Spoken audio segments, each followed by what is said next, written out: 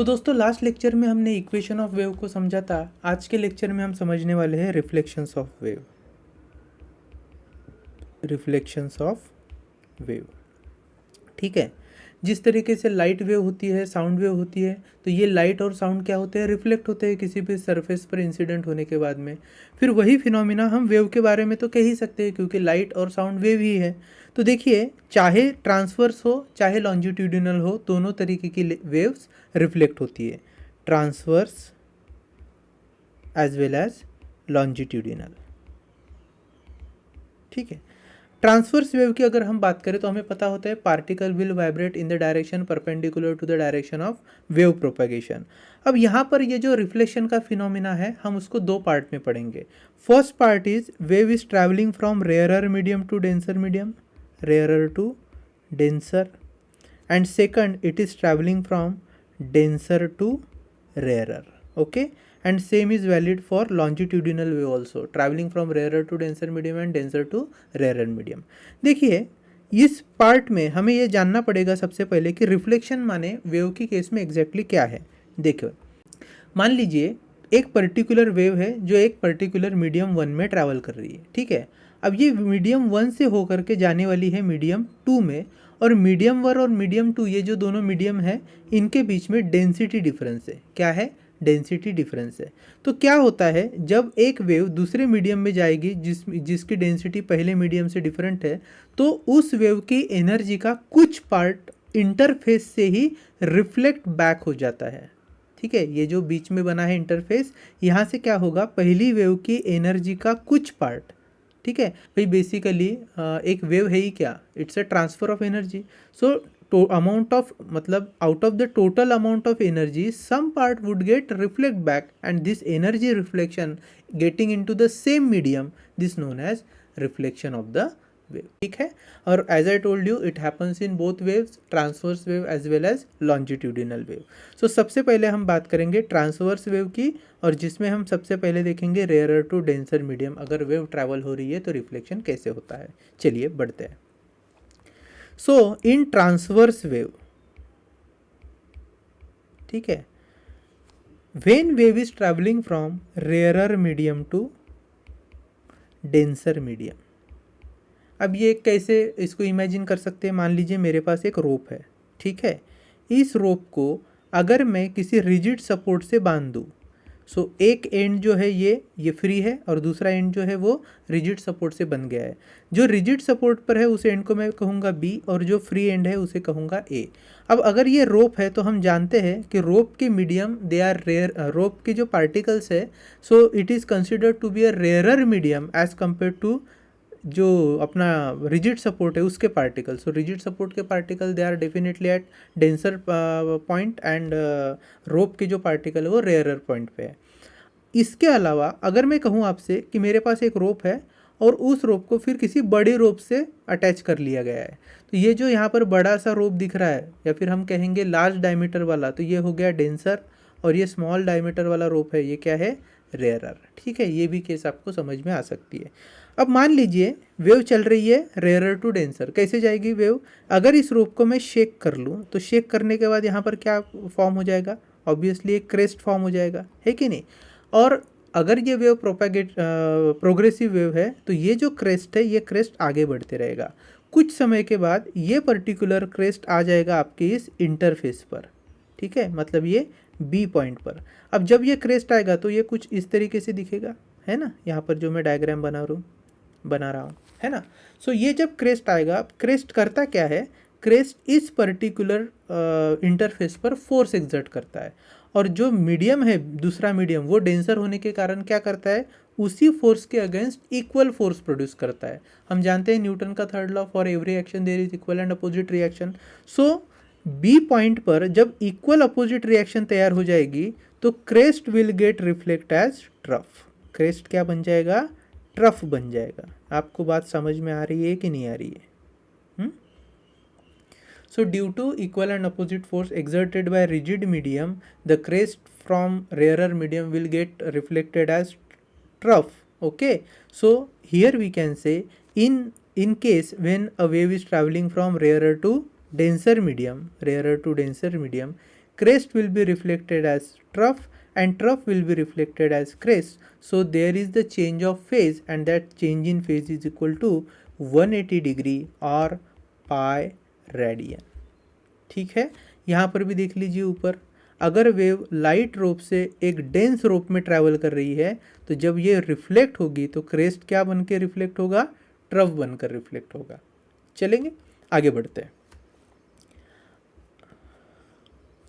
अगर मान लीजिए वेव ट्रैवल कर रही है from denser medium to rarer medium, denser to rarer, ये कब हो सकता है, कोई अगर थिक रोप है मेरे पास, वहाँ से कोई वेव बनी और वो जो ट्रैवल कर रही है वो थिन रोप में ट्रैवल कर रही है, तो हम कहेंगे the wave is travelling from denser to rarer.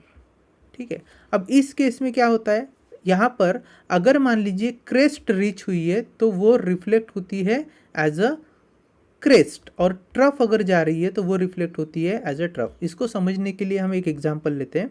मान लीजिए मेरे पास कोई एक थीन रोप है और उसके आगे मैं एक रिंग ले लेता हूँ। ठीक है, पतली सी रिंग है। अब होता क्या है, ये जो रोप है इसके जो पार्टिकल है वो मैं डेंसर मान के चलता हूँ, डेंसर साइड में है, और जो रिंग है रिंग मेरी रेयरर है। और यहाँ पर दो पॉइंट कंसिडर करता हूँ, रोप का फ्री एंड ए लिख रहा हूँ और रिंग और रोप के बीच में जो इंटरफेस है वो मेरा बी पॉइंट है। अब होता क्या है, मान लीजिए क्रेस्ट फॉर्म हो चुकी है ए पॉइंट पर and it is travelling progressively towards B point. जब ये बी पॉइंट तक रीच कर जाएगा, देखिए जब ये बी पॉइंट तक रीच कर जाएगा तब स्थिति क्या होगी, हमारा जो रोप है उस रोप में बी पॉइंट पर क्रेस्ट बनना चाहेगा, क्योंकि आई कह रहा है क्रेस्ट ही आ रहा है ना, फ्रॉम ए पॉइंट से अगर ट्रैवल करे तो क्रेस्ट ही ट्रैवल हो रहा है। सो क्रेस्ट की टेंडेंसी क्या होती है, पार्टिकल को पॉजिटिव साइड में डिस्प्लेस करने की, तो हम यहाँ पर कहेंगे ये रिंग जो कि फ्री है टू मूव अप और डाउन, ये चाहे तो अप या चाहे तो डाउन मूव हो सकती है। अगर ऐसा है तो ये रिंग भी कहाँ हो जाएगी, ऊपर के साइड में, मतलब क्रेस्ट की साइड में ही डिस्प्लेस हो जाएगी। आपको बात आ रही है समझ में? ठीक है, और थोड़ी देर के बाद क्या होगा, जब वेव आगे बढ़ेगी तो ये जो रिंग है अब वो डाउनवर्ड आने की कोशिश करेगी। जब रिंग डाउनवर्ड आने की कोशिश करेगी तो इस रोप को ऐसे ही पुश मिलेगा जिस तरीके से हमने स्टार्ट में दिया था, ताकि उस पर क्रेस्ट बन जाए। ठीक है, आपको किसी भी रोप पर अगर क्रेस्ट बनाना है तो हम क्या करते हैं, उसको शेक कर लेते हैं। उसी तरीके से जब ये रिंग ऊपर के साइड में गई थी और जब वो नीचे आएगी तो वो भी क्या करेगी, इस रोप को शेक ही करेगी, और शेक करने के बाद में जो क्रेस्ट है वो फिर से फॉर्म होगा, लेकिन अब उस क्रेस्ट की डायरेक्शन रिवर्स होगी। तो हम ये कहेंगे कि when a wave is travelling from denser to rarer medium the crest is reflected as crest only. ठीक है, so crest is reflected as crest, so trough will be reflected as trough, है कि नहीं? सो as crest is reflected as crest and trough is reflected as trough, so I said there is no change in phase, so phase change would be 0 degree और 0 radian। ठीक है, चलिए अब बढ़ते हैं लॉन्जिट्यूडिनल वेव की तरफ। अब लॉन्जिट्यूडिनल वेव क्या होता है, कोई भी लॉन्जिट्यूडिनल वेव बनी होती है अल्टरनेट कॉम्प्रेशन एंड रेयरफैक्शन से। So compression, rarefaction, compression and rarefaction. ठीक है, सो अल्टरनेट ये साइकिल ऐसी ही चलती रहती है। अब कोई भी मीडियम से अगर ये कॉम्प्रेशन एंड रेयरफैक्शन ट्रैवल कर रहे हो और वो दूसरे मीडियम के इंटरफेस पर आ जाए, मान लीजिए मैं पहली केस अपनी कंसिडर कर रहा हूँ कि longitudinal wave is travelling from rarer to denser medium. ठीक है, जब ये डेंसर मीडियम की ओर बढ़ेगा और इंटरफेस पर आएगा तो हम समझेंगे compression will try to push the particles of denser medium, and as the denser medium is really dense, okay, तो वो क्या करेगा, कॉम्प्रेशन इन रेयरर मीडियम को ही रिफ्लेक्ट करेगा थ्रू कॉम्प्रेशन। ठीक है, so equal and opposite force लगने के कारण हम ये कहेंगे कि this particular compression will get reflected as compression only. और अगर मान लीजिए यहाँ पर अगर रेयर फैक्शन होता, सो डेंसर मीडियम इक्वली क्या रिफ्लेक्ट कर देता, रेयर फैक्शन रिफ्लेक्ट कर देता। सो हम कहेंगे when wave is travelling from rarer to denser, compression is reflected as compression and rarefaction is reflected as rarefaction. So in that case phase change is 0 degree और 0 radian। ठीक है, अगर दूसरी case हम कहें कि if the wave is traveling from denser medium to rarer medium, denser medium to rarer medium, तो यहाँ पर क्या होता है, मान लीजिए मेरा जो पहला मीडियम है डेंसर, तो डेंसर मीडियम से कॉम्प्रेशन रेयरफैक्शन आ रहा है। जब ये रेयरफैक्शन इंटरफेस पे आ जाएगा तो there is a scope for the rarefaction to become compression and this compression will get reflect back. Okay, and I said rarefaction will get reflected as compression, and similarly अगर वो compression आता है तो compression will be reflected as rarefaction. So compression will get reflected as rarefaction at the interface, and thus there is change in phase, and that phase change would be 180 degree or pi radian. ठीक है, चलिए हम क्या करते हैं, comparative table बना लेते हैं, जिसके बाद में हमें इन चीज़ों को याद रखने में थोड़ी सहायता होगी। सो मैं सबसे पहले लिख रहा हूँ टाइप्स ऑफ वेव, उसके बाद में हम लिखेंगे travelling from wave, travelling from first is rare to denser, and second is denser to rarer. ठीक है, चलिए शुरुआत करते हैं। My first wave is transverse wave. क्या हुआ था ट्रांसवर्स वेव में, अगर क्रेस्ट अप्रोच करेगी डेंसर मीडियम के इंटरफेस को from rarer to denser, so हमने देखा है जब क्रेस्ट पहुंचती है तो ट्रफ रिफ्लेक्ट होता है। ठीक है, सो जब crest will approach it will be reflected as trough, and when trough will approach, trough will be reflected as crest, so there is a phase change of 180 degree. चलेगा, ठीक है, समझते हैं। और अगर वेव डेंसर टू रेयरर जा रही है तब क्या होता है, अगर मान लीजिए वेव जा रही है डेंसर टू रेयरर, तो ये रिंग का हमने एग्जांपल लिया था। ठीक है, क्रेस्ट ट्रैवल कर रही है मान लीजिए डेंसर टू रेयरर, तो हमने देखा था कि क्रेस्ट भी क्या बन जाती है, आगे चल के क्रेस्ट ही बनती है, और जब वो रिफ्लेक्ट होगी तो वो क्रेस्ट ही रिफ्लेक्ट होगी। So here crest will be reflect as crest and trough will be reflect as trough. So in that case there is no change in phase, so phase change would be 0 degree और 0 radian. ठीक है, चलिए आगे बढ़ते हैं। अब हम बात करेंगे लॉन्जिट्यूडिनल वेव की। लॉन्जिट्यूडिनल में क्या हुआ था, कॉम्प्रेशन रेयरफैक्शन, इसी तरीके से वेव आगे बढ़ रही थी। If the wave is travelling from rarer to denser, the compression will get reflected as compression, so compression will get reflected as compression and rarefaction will get reflected as rarefaction, so there is no change in phase, so phi is equal to 0 degree और 0 radian. यही अगर बात करें compression rarefaction travelling from denser to rarer, अगर travelling from denser to rarer है तो इस case में हम जानते हैं कि कॉम्प्रेशन रेयरफैक्शन होगा और रेयरफैक्शन कॉम्प्रेशन होगा, so there will be the change in phase which is equal to 180 degree और पाई रेडियन। ठीक है, चलिए यहाँ पर हमारा जो रिफ्लेक्शन का टॉपिक है वो ख़त्म हो जाता है। इस पर रिलेटेड ना आपको सीईटी में क्वेश्चंस पूछते हैं, तो बस अगर आप ये टेबल को भी अच्छे से याद रखेंगे तो भी आपके सीईटी के कई सारे क्वेश्चन सॉल्व हो सकते हैं। आगे अब हम पढ़ने वाले हैं सुपरपोजिशन ऑफ वेव्स के बारे में, और बिलीव मी यहीं से आपका जो मेन चैप्टर है, जो सबसे इम्पोर्टेंट कॉन्सेप्ट है, वो शुरू होने जा रहा है। ठीक है, तो चलिए देखते हैं। तो दोस्तों लास्ट लेक्चर में हमने देखा था कि इक्वेशन ऑफ वेव क्या होता है, और उसके बाद में हमने समझा था कि रिफ्लेक्शंस ऑफ वेव्स एग्जैक्टली क्या होते हैं। आज के लेक्चर में हम समझने वाले हैं कि सुपरपोजिशन ऑफ वेव्स क्या है। देखिए, सुपरपोजिशन का मतलब होता है कि दो या दो से अगर ज़्यादा वेव आकर किसी जगह पर इंटरफेयर कर रही है तो उसे हम सुपरपोजिशन कहेंगे। यहाँ पर एक एग्जाम्पल से समझते हैं। मान लीजिए मेरे पास एक बहुत लंबा रोप है। ठीक है, यहाँ पर मैं एक रोप ड्रॉ कर रहा हूँ। रोप के दोनों जो एंड्स है उन्हें मैं ए और बी ऐसे मार्क करके चल रहा हूँ। ठीक है, बीच में कहीं तो एक कॉमन पॉइंट ले लेते हैं पी। अब देखिए ए से जो वेव, ए से अब मैं मान के चल रहा हूँ कि यहाँ पर ना एक क्रेस्ट बनाई है मैंने। ठीक है, ए से एक क्रेस्ट बनी है, और ये जो क्रेस्ट है वो है 5 सेंटीमीटर की on a positive side. Positive मतलब ऊपर के साइड में, सो 5 सेंटीमीटर। और बी से भी एक क्रेस्ट बनी है, वो है मान की चलती है 8 सेंटीमीटर की। कितने सेंटीमीटर की? 8 centimetre, which is also in positive side, positive direction. ठीक है, अब ये जो दोनों वेव है वो चल रहे हैं अपने अपने रिस्पेक्टिव डायरेक्शन। मतलब ए की जो क्रेस्ट है, जो वेव है, it is moving towards B, and B की जो क्रेस्ट है it is moving towards A. Okay, what will happen during their propagation, अगर ए से थोड़ी दूर पर अगर मैं बात करूँ, सो पी पॉइंट से जस्ट पहले, ठीक है, तो यहाँ पर क्या होगा, वेव थोड़ी थोड़ी आगे बढ़ चुकी होगी.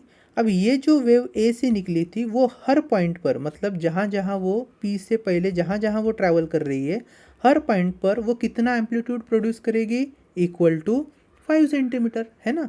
उसी तरह बी से जो वेव आगे जा रही है, सो पी पॉइंट के जस्ट पहले वो जिस भी पॉइंट से गुजरेगी वहाँ पर वो कितना एम्पलीट्यूड प्रोड्यूस करेगी, 8 सेंटीमीटर. यहाँ तक बात क्लियर है. अब होता क्या है, जब वो कॉमन पॉइंट पी से पास करेगी यहाँ पर, अब इस पॉइंट पर हम कह सकते हैं कि दोनों वेव एक दूसरे के साथ इंटरफेयर करेंगे. जब वो इंटरफेयर करेंगे तब एग्जैक्टली क्या होता है, तब दोनों वेव अपना इंडिविजुअल डिस्प्लेसमेंट प्रोड्यूस करेंगे. इसका मतलब क्या है, जो वेव ए से होकर आई है वो अपना 5 जो सेंटीमीटर का एम्पलीट्यूड है उतना ही डिस्प्लेसमेंट प्रोड्यूस करेगी. और जो बी से होकर वेव आई है वो कितना डिस्प्लेसमेंट प्रोड्यूस करेगी, वो करेगी अप टू 8 सेंटीमीटर, क्योंकि उसका एम्पलीट्यूड कितना था, 8 सेंटीमीटर. तो मतलब पी पॉइंट पर दो वेव्स अपना इंडिविजुअल डिस्प्लेसमेंट प्रोड्यूस करने की कोशिश करेंगे. अब आगे होता क्या है, बिकॉज ऑफ देयर सुपरपोजिशन, ये जो पी पॉइंट है ना, इस पर एक रिजल्टेंट डिस्प्लेसमेंट प्रोड्यूस होता है. वो कितना होगा, अगर मैं कहूँ Y P, that is displacement produced at point P, would be equal to summation of displacement produce due to individual waves. तो पहले अगर ए वेव है, सो इस वेव का डिस्प्लेसमेंट मान लीजिए 5 सेंटीमीटर था वहाँ पे, तो वो 5 centimetre plus wave another wave कौन सी है, जो वेव बी से आई है, तो उसका डिस्प्लेसमेंट है वाई बी. अगर वाई बी है 8 सेंटीमीटर तो यहाँ पर आएगा 8 सेंटीमीटर. और फिर मैं इसको लिखूंगा वेक्टर सम, मतलब resultant displacement produce at the common point where two waves met would be equal to the sum of individual displacement made by that particular individual waves. उनका कौन सा सम, वेक्टर सम. ठीक है, समझेंगे. अब मान लीजिए पहली वेव थी वो कितनी थी मेरी, 5 सेंटीमीटर वाली थी, है ना. दूसरी कितनी थी, 8 सेंटीमीटर. तो अब ये जब रिजल्टेंट डिस्प्लेसमेंट होगा पी पॉइंट पर, वो कितना होगा,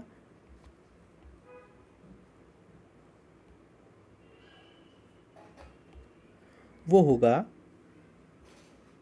5 प्लस 8 सेंटीमीटर. कितना होगा, जिस displacement would be equal to 5 plus 8 centimetre. क्यों, क्योंकि वाई ए जो है वो है +5 और वाई बी भी कितना है, +8. सो 8 + 5 इज +13 सेंटीमीटर.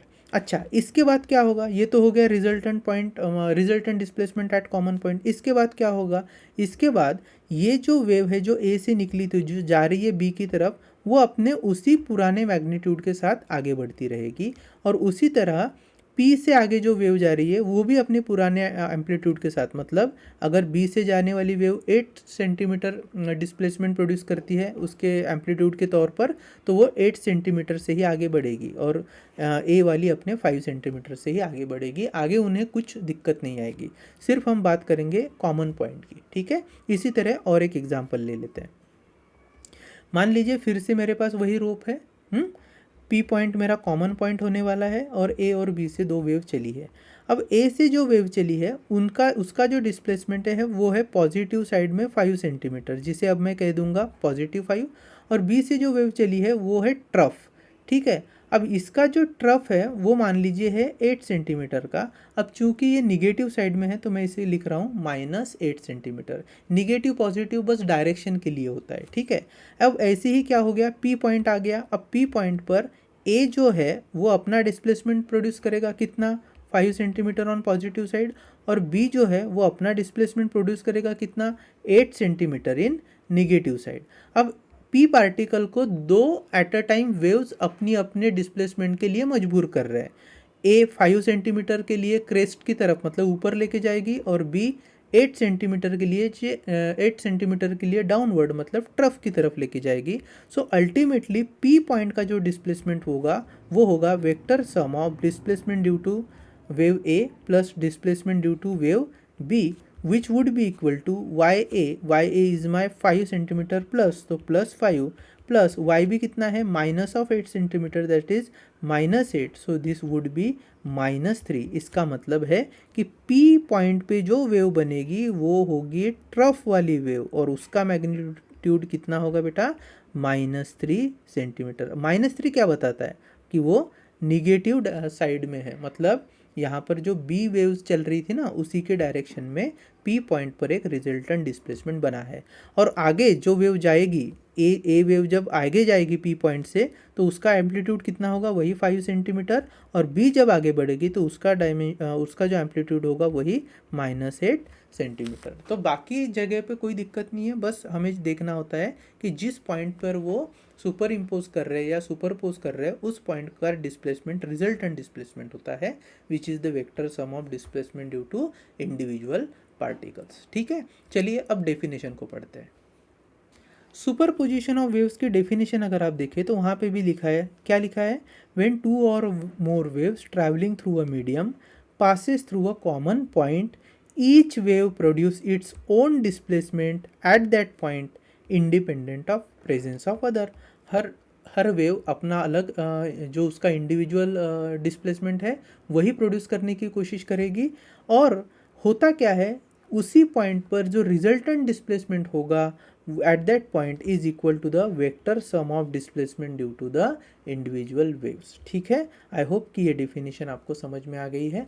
आगे चलकर हम क्या देखेंगे कि अगर दो वेव सुपर इम्पोज होगी तो उसमें से क्या तैयार होती है, एक रिजल्टेंट वेव तैयार होती है उस पॉइंट पर, और उसका इक्वेशन क्या बनेगा। ठीक है, so will be deriving the equation of superposition of waves. तो दोस्तों अब हम क्या करने वाले हैं, अब हम एक्सप्रेशन फाइंड करेंगे सुपरपोजिशन ऑफ वेव के केस में।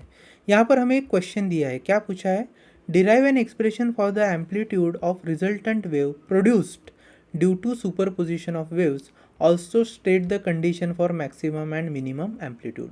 देखिए दो वेव्स है, एक ही मीडियम से अगर ट्रैवल करते जा रहे हो तो किसी ना किसी पॉइंट पे उनको इंटरफेयर होना है। जब वो किसी पॉइंट पर इंटरफेयर होंगे तो क्या होता है, दोनों वेव के इंटरफेरेंस के कारण एक तीसरी रिजल्टेंट वेव बनती है, और जब वो रिजल्टेंट वेव बनेगी तो उसका एम्पलीट्यूड क्या होगा ये हमें पूछा है। यहाँ देखिए, मान लीजिए बहुत बड़ा पानी का सरफेस है, ठीक है, यहाँ पे सब पानी है, और किसी एक पॉइंट पर डिस्टर्बेंस कॉज हुआ जिसके कारण ऐसी वेव बनी और ये जा रही है इधर इस तरीके से। दूसरे पॉइंट पर और एक डिस्टर्बेंस हुआ, यहाँ पर भी वेव बनी और वो इस तरीके से जा रही है आगे। तो हम देखते हैं कि एक पर्टिकुलर जो कॉमन पॉइंट है P, इस कॉमन पॉइंट पर क्या हो रहा है, सुपरपोजिशन हो रहा है, और हमने देखा था कि उस कॉमन पॉइंट पर होने वाला जो भी डिस्प्लेसमेंट होता है it is equal to the vector sum of displacement made due to two individual waves. ठीक है, अब यहाँ पर ये कहना चाह रहे हैं कि अगर ये दोनों वेव कंटिन्यूसली एक दूसरे के साथ इंटरफेयर होती रहे, एक पॉइंट पर ही नहीं, कंटिन्यूसली, मान लीजिए ये एक वेव है और दूसरी वेव इस तरीके से उसके साथ ही चल रही है, अब क्या होगा, ये दोनों वेव मिलाकर एक तीसरी रिजल्टेंट वेव फॉर्म करेंगे, और जो तीसरी रिजल्टेंट वेव बनेगी, मान लीजिए मैं यहाँ पर ना अलग अलग तरीके के कलर से आपको बताता हूँ। पहली वेव मान लीजिए रेड कलर की है कुछ इस तरीके से, ठीक है, अब दूसरी वेव मान लीजिए ब्लू कलर की है, वो कुछ इस तरीके से है, ठीक है, और ये दोनों वेव क्या हो रहे हैं, इंटरफेयर हो रहे हैं। जब ये इंटरफेयर होंगे तो एक तीसरी तरीके की वेव बनेगी जिसे मैं ब्लैक कलर से रिप्रेजेंट कर रहा हूँ, और ये जो तीसरी वेव है ये भी क्या होगी, एक वेव ही होने के कारण इसका भी नेचर पहले दोनों वेव की ही तरह होगा, बट इसका क्या होगा ना, जो एम्पलीट्यूड होगा उसे हम कहेंगे एम्पलीट्यूड ऑफ रिजल्टेंट वेव, जिसे हम आर से रिप्रेजेंट करेंगे, और ये जो वेव बनी है रिजल्टेंट वेव, इस आर के ही एक्सप्रेशन को हमें फाइंड करने के लिए कहा गया है। ठीक है, आई होप कि आपको ये बात थोड़ी समझ में आ रही है। ठीक है, स्टार्ट करते हैं। अब मान लेते हैं कि मेरे पास दो अलग अलग वेव्स है जो आगे चल के सुपर इम्पोज होने वाली है, तो हम कहेंगे कि लेट से equation of first wave travelling in x direction is given by y1 is equal to a1 into sin of omega t। अब ये a1 क्या है, a1 is the amplitude of first wave, ठीक है, पहली वेव का amplitude है। Omega क्या है, angular frequency which is nothing but 2 pi n, okay, and T is the time. So किसी टाइम इंस्टेंस पर पहली वेव का इक्वेशन है y1 is equal to a1 sine omega T. ठीक है, let's say there is a second wave which is going to get interfered with first wave. So equation of second wave वो क्या हो जाएगा, y2 is equal to a2 into sine of omega T plus phi. Phi क्या दर्शा रहा है, phi बता रहा है कि पहली वेव और सेकंड वेव इनके बीच में फेज डिफरेंस है फाई का। ठीक है, यहाँ तक बात हो गई क्लियर। चलिए अब ये दोनों वेव क्या करने वाली है, आगे चल के सुपर इम्पोज होगी, है ना। मान लीजिए फर्स्ट वेव है, फिर ये सेकंड वेव है, तो दोनों सुपर इम्पोज होगी। So as per principle of superposition, principle of superposition हम क्या लिख सकते हैं, दैट y और the resultant displacement y would be equal to the vector sum of y1 plus y2। ठीक है, y1 प्लस y2 इस तरीके का उनका समेशन होगा। सो मैं y1 की जगह क्या लिख सकता हूँ, a1 into sine of omega T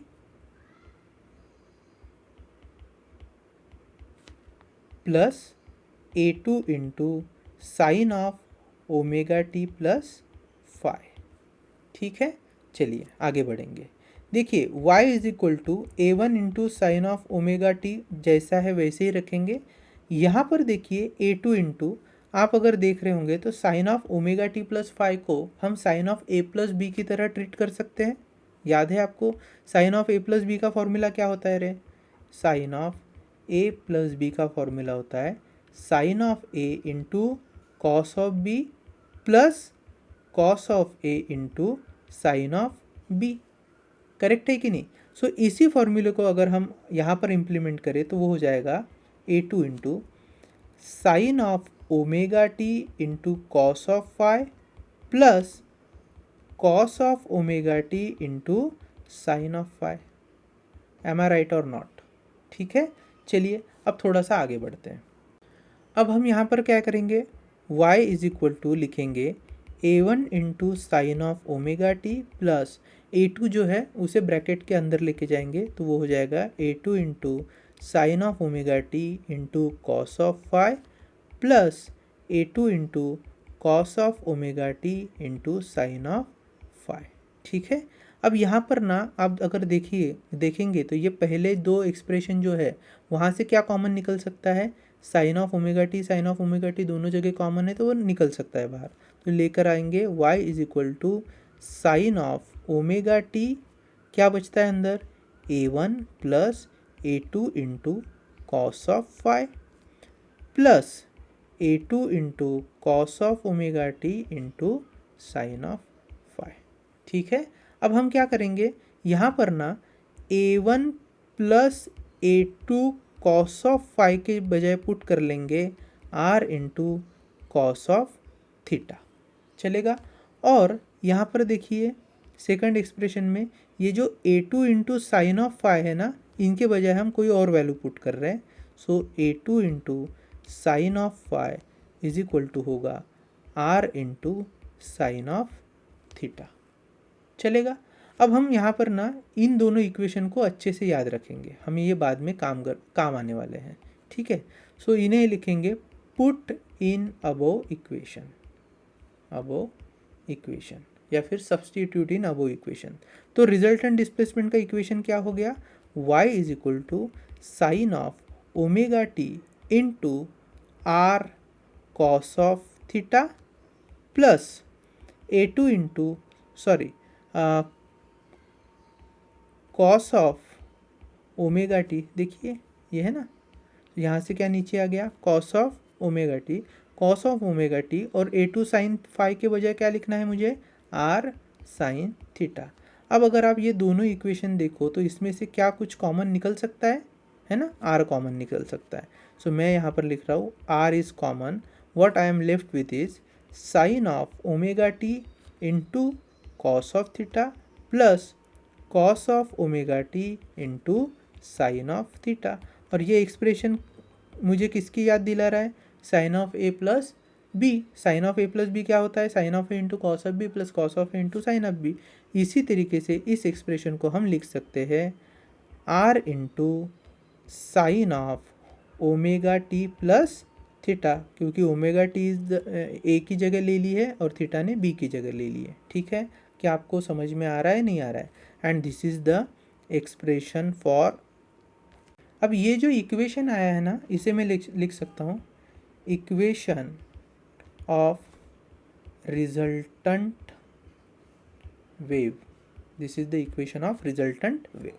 now इसमें आर जो है वो आर क्या है, R is the resultant amplitude, resultant amplitude. तो अब इस रिजल्टेंट एम्पलीट्यूड के मैग्नीट्यूड को फाइंड करना है, तो कैसे फाइंड करेंगे? तो यहाँ पर मैं लिख रहा हूँ to find the magnitude of resultant amplitude R, resultant amplitude are.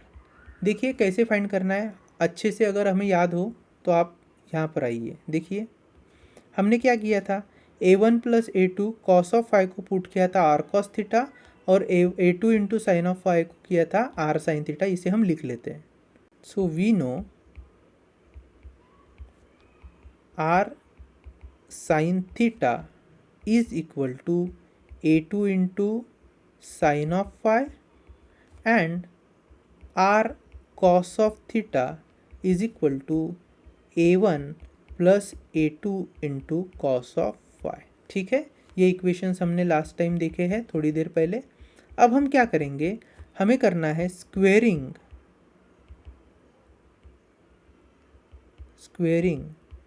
And add equation 1 and 2, दोनों इक्वेशन को ऐड कर लेना है। देखिए आर साइन थीटा का अगर मैं स्क्वेयर करूँ तो यहाँ पर उसे लिखा जाएगा R sine theta whole square plus R cos theta whole square. Left hand side का स्क्वेयरिंग करके ऐड किया है, अब राइट हैंड साइड का स्क्वेयरिंग करेंगे। तो ये होगा a2 into sine of five whole square plus a1 plus a2 into cos of five whole square. चलिए यहाँ से देखिए मैं लिख सकता हूँ R square sine square theta plus R square cos square theta is equal to a2 square into sine square five plus यहाँ पर a plus B whole square का फॉर्मूला लगेगा, फिर क्या हो जाएगा a1 square plus a2 square into cos square five plus 2 times of a1 into a2 into cos of five. ठीक है, चलिए अब जो हमारे पास लेफ्ट हैंड साइड में एक्सप्रेशन है ना, यहाँ से मैं आर स्क्वेयर कॉमन ले रहा हूँ। So R square this remains is sine square theta plus cos square theta is equal to, यहाँ पर देखिए इस एक्सप्रेशन में आप देखोगे सो क्या कुछ है जो कॉमन ले सकते हैं। देखिए मैं इसको ना पहले रीअरेंज करके लिखता हूँ। मैं क्या करता हूँ, a1 स्क्वेयर को पहले लिखूँगा, फिर a2 स्क्वेयर को थोड़ी देर के बाद लिखूँगा। तो देखिए मैं क्या लिख रहा हूँ, a1 square plus a2 square sine square five plus a2 square cos square five plus 2 times of a1 into a2 cos of five. चलिए अब R square sine square theta plus cos square theta क्या हो जाएगा, 1 हो जाएगा, तो बचता है सिर्फ R square is equal to, अब यहाँ पर देखिए a1 स्क्वेयर में वैसे ही रखूँगा, a2 square sine square five plus a2 square cos square five, इनमें से मैं a2 स्क्वेयर को कॉमन ले सकता हूँ। तो क्या बच जाएगा, पहले तो लिख रहा हूँ a1 square plus a2 square को मैंने कॉमन लिखा तो बचा sine square five plus cos square five is equal plus 2 times of a1 into a2 into cos of five. चलिए R square is equal to a1 square plus a2 square sine square five plus cos square five क्या हो गया 1, तो उसे लिखने की ज़रूरत नहीं है, फिर बचता है 2 times of a1 into a2 cos of five. देखिए a1 a2 क्या है, इंडिविजुअल वेव 1 और वेव 2 के अपने एम्पलीट्यूड हैं। अब होगा r is equal to under root of a1 square plus a2 square plus 2 times of a1 a2 into cos of phi, and this is the expression for resultant amplitude. अब हमें आगे क्या करना है, इसकी मैक्सिमम वैल्यूज़ और minimum values को find करना है कि भैया अगर दो वेव सुपर इम्पोज हो जाए तब मैक्सिमम रिजल्टेंट एम्पलीट्यूड क्या होगा और मिनिमम रिजल्टेंट एम्पलीट्यूड क्या होगा। पहले मैं इसे लिख रहा हूँ, this is the expression for resultant amplitude. ठीक है, यहाँ पर ना एक चीज़ हमें समझनी है, when I say r is equal to under root of a1 square plus a2 square plus 2 times of a1 a2 cos of phi, ये जो phi है ना, ये phi क्या बताता है, phi is the phase difference between two waves। मान लीजिए y1 अगर है a1 into sine of omega T plus phi one और y2 है a2 into sine of omega T plus phi two, ऐसे केस में यहाँ हमने जो कॉस फाई लिया है ना, उसके जगह हम क्या लेंगे फिर, r is equal to under root of a1 square plus a2 square plus twice of a1 into a2 into cos of. अब देखिए दोनों में फेज डिफरेंस कितना है, फाई वन और फाई टू, तो इनके बीच में फेज डिफरेंस लिखना पड़ेगा phi one minus phi two. ठीक है, ये जस्ट मैंने आपको एक समझाने के लिए बताया है, चाहे तो आप इसको रफ में लिख कर रख लीजिए। ठीक है, चलिए इसको मैं अभी यहाँ पर डिलीट कर रहा हूँ। चलो आगे बढ़ते हैं। अब हमें कंडीशंस पता करनी है। First condition for maximum amplitude, maximum resultant amplitude, इसे मैं लिखूंगा आर मैक्स। ठीक है, अब यहाँ पर क्या करना है, ये जो एक्सप्रेशन है आर इज इक्वल टू वाला, इसमें आर की वैल्यू मैक्सिमम कब पॉसिबल है, अगर आप इस एक्सप्रेशन को देखो ना, अगर कॉस फाई की वैल्यू 1 हो जाए, कॉस फाई की वैल्यू अगर 1 होती है तो ये हो जाएगा a1 square plus a2 square plus 2 times of a1 a2 which is the maximum possible value that we can get for resultant amplitude. अब ऐसा होने के लिए फाई कितना होना चाहिए, so for maximum resultant amplitude this cos of phi should be equal to 1। ठीक है, cos of phi should be equal to 1 and this is possible if phi is equal to, कौन से cos की value 1 होती है, cos 0 की value 1 होती है। सो अगर मैं phi की जगह 0 पुट कर लूँ तो क्या हो जाएगा, this r will become maximum that is r max which is equal to under root of a1 square plus a2 square plus twice of a1 a2 into cos of 0, cos 0 की value 1 है, सो यहाँ पर बच गया हमारा a1 square plus a2 square plus twice of a1 into a2। अब ये है फॉर्मूला किसका हो सकता है, a1 square plus a2 square plus twice of a1 a2, simple है, which is equal to a1 plus a2's whole square, and if this square and square root gets cancel, what we get is a1 plus a2। ठीक है, and this is the value of r max। चलेगा। और एक condition हम इसमें कर सकते हैं, इफ अगर कभी ऐसा हुआ कि a1 is exactly equal to a2, that is amplitude of first wave is exactly equal to the amplitude of second wave, then a1 is equal to a2 को ही मैं कंबाइनली लिख सकता हूँ a, and if that is a, I will be writing r max is equal to a plus a, that is 2 times of a। ठीक है, अगर मेरा फेज डिफरेंस अगर 0 है और दोनों ही वेव्स का अगर एम्पलीट्यूड सेम है तो r max हो जाएगा ट्वाइस ऑफ a। लेकिन ये जो है ना, this is our main expression a1 plus a2 वाला। चलेगा, अब हम नेक्स्ट कंडीशन को डिस्कस करते हैं। तो अगर मैं मिनिमम रिजल्टेंट एम्पलीट्यूड वाले कंडीशन को देखूँ, जिसे मैं बाद में लिखूँगा आर मिनिमम, तो यहाँ पर हमारे पास ना आर का एक्सप्रेशन है which is under root of a1 square plus a2 square plus twice of a1 a2। मुझे बताइए यहाँ पर लोवेस्ट वैल्यू आर की कब पॉसिबल है, अगर मैं a1 square plus a2 square से twice of a1 a2 into cos of five को क्या कर लूँ, प्लस के बजाय माइनस कर दूँ। अब मुझे यहाँ पर प्लस के बजाय अगर माइनस लाना है तो कॉस फाइव की वैल्यू -1 होनी चाहिए।